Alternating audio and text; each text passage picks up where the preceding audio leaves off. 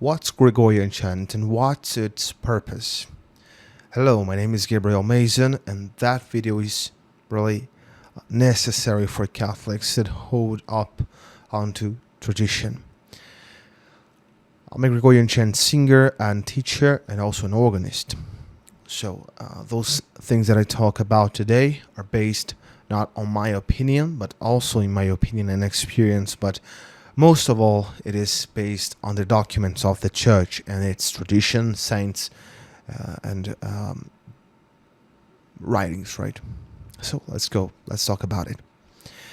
Gregorian chant, first of all, is not just musical tradition. It is the foundation of the sacred music of the Catholic Church. Of course, we're talking here about the Western liturgy and Western chant, the Roman chant and liturgy.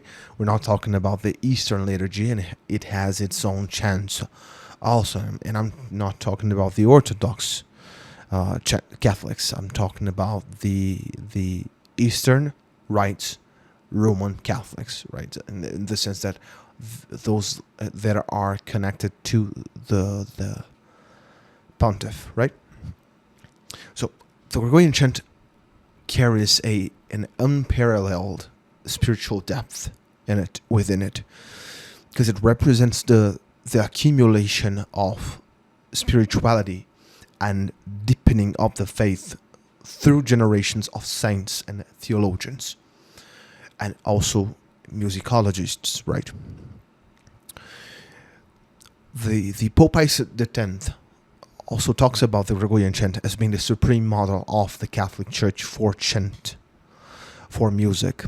The supreme music of the Catholic Church is Gregorian chant. From it, everything derives. From it, polyphony derives. From it, everything that is composed derives and must carry the same properties. Okay. It is a rational, sensitive experience of prayer and contemplation in unity with the liturgy. That's Gregorian chant. It's a rational, sensitive experience of prayer and contemplation in unity with the liturgy, because the Gregorian chant sings the text, the sacred text of the liturgy, and it inclines the faithful towards the liturgy and its objectives, right? So its objectives goes beyond aesthetics. It elevates the soul, directing, preparing, and presenting to the heart a true encounter with God through the sounds, through beauty, through harmony.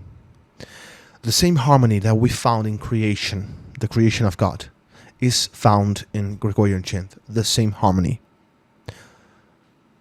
Actually, cosmos means harmony. And that encounter with beauty guides the faithful to contemplate better the divine mysteries, right? Through the nature, our sensitive nature, we are moved to our rational nature and to the contemplation of God through beauty. When we talk about the chant, sung in Latin, Gregorian chant also brings up the universality of the Church, allowing the faith to be sung in one way, in one language, by the faithful. It is the opposite of the rebellion of Babel, because of the rebellion of Babel against God, because of the pride of the man. In that situation, God gave the multitude of languages, but the Gregorian chant and the liturgy, the Roman liturgy, since the 2nd century, is the opposite. It's the praise of God in one language, and that's good, because we are opposing the rebel of Babel. We are humiliating ourselves with that language. That is difficult to us, but we must use it to humiliate ourselves. Each melody also follows a deliberate form because of the mode it follows that transcends human emotion and connects all the faithful in one expression of faith and beliefs. And why do we say that? Because each mode, although they were born in the Greek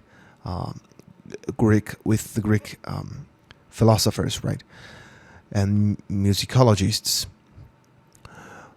the church has improved them by grace, and they do communicate the perfect expression of the prayer, as Father Hoyce says, a famous Brazilian liturgist.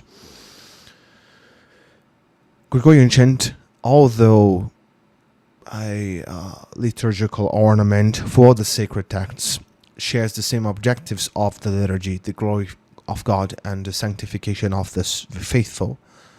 So does it actually achieve its goals? For sure.